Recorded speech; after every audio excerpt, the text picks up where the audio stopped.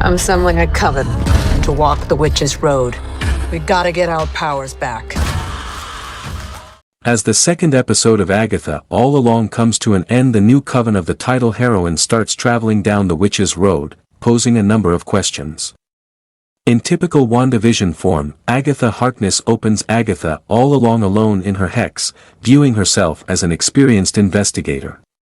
But Agatha breaks free and discovers her powers are gone as more of Agatha All Along's cast members are introduced.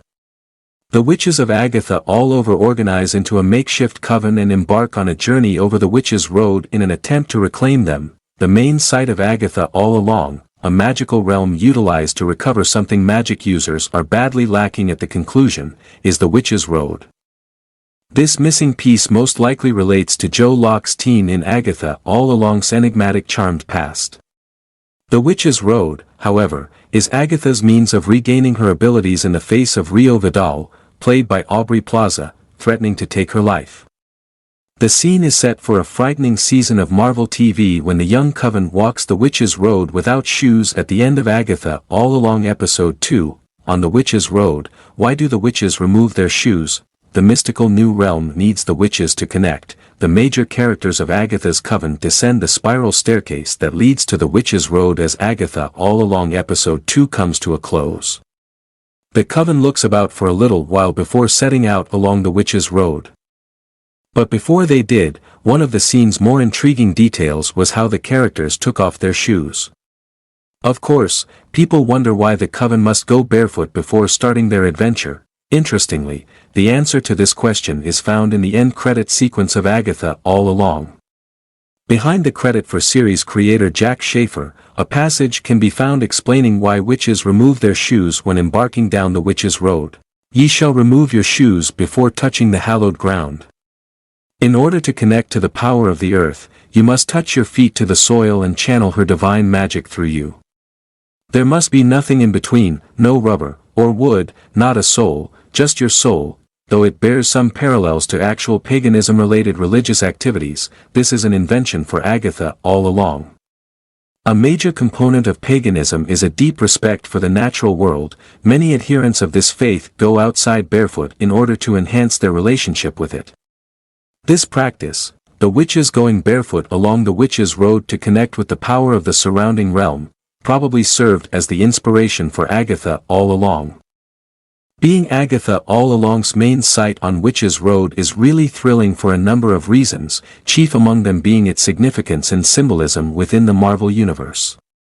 A significant portion of Marvel Comics is the Witch's Road, which was closely associated with Scarlet Witch during one of the character's solo arcs. With the help of Agatha Harkness's ghost, Wanda ran along the Witch's Road in an attempt to locate the cause of a disease that was affecting witchcraft. Agatha and Wanda eventually track down the goddess of witchcraft and chaos, two extraordinarily strong magical entities, and defeat their abilities to stop the blight.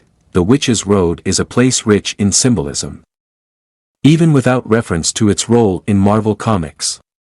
Person and character arcs in general are symbolized by the idea of a literal, physical, or even spiritual road that someone can go down to get something they sorely need at the end. Agatha All Along's coven will undoubtedly face many perils and personal tragedies along the Witch's Road, which will again represent their own unique journeys through more overt challenges. The Witch's Road is reminiscent of the Wizard of Oz's Yellow Brick Road in a similar way. Because Dorothy had to locate the road in order to start her journey, the Wizard of Oz helped popularize the idea of a yellow brick road.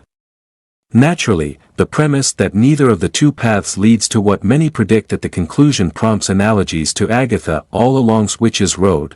Throughout Agatha All Along's two-episode premiere, references are made to the titular witch's first journey down the Witch's Road. However, Agatha remains standoffish and avoidant of the subject, begging the question of whether she has actually done so before.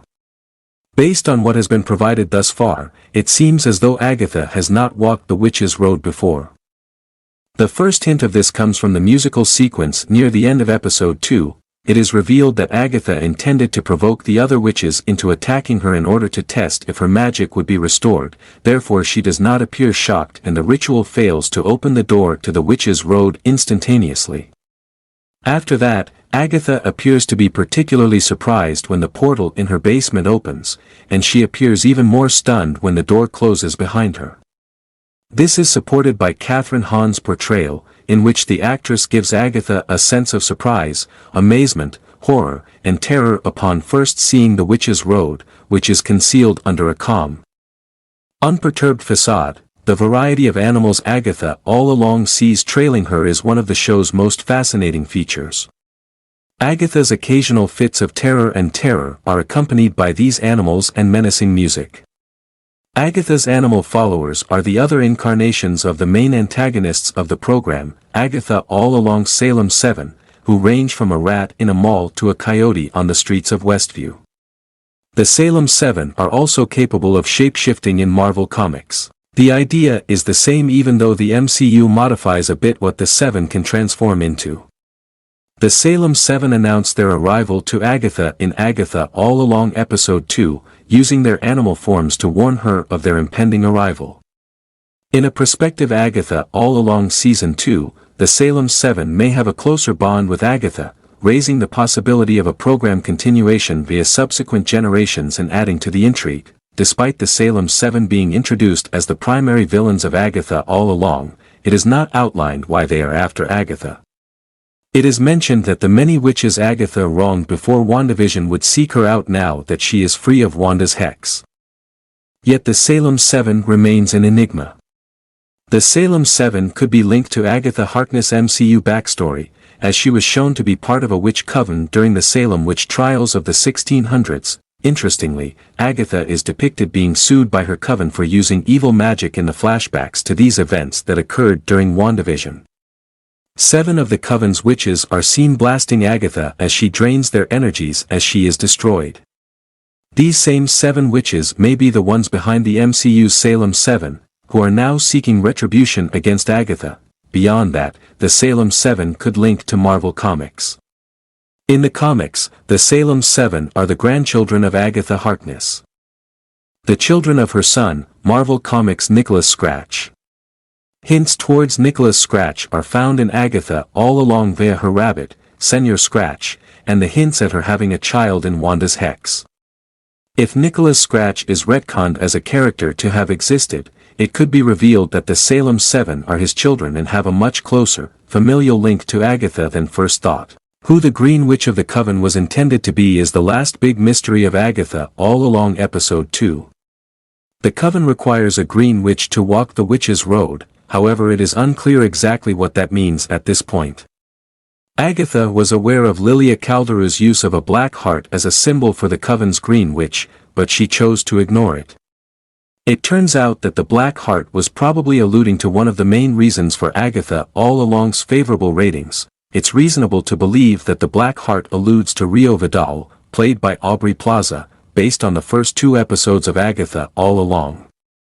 Although Plaza's character is initially shown as aiding Agatha in escaping the hex, it quickly becomes clear that her true motivation is to murder the title witch.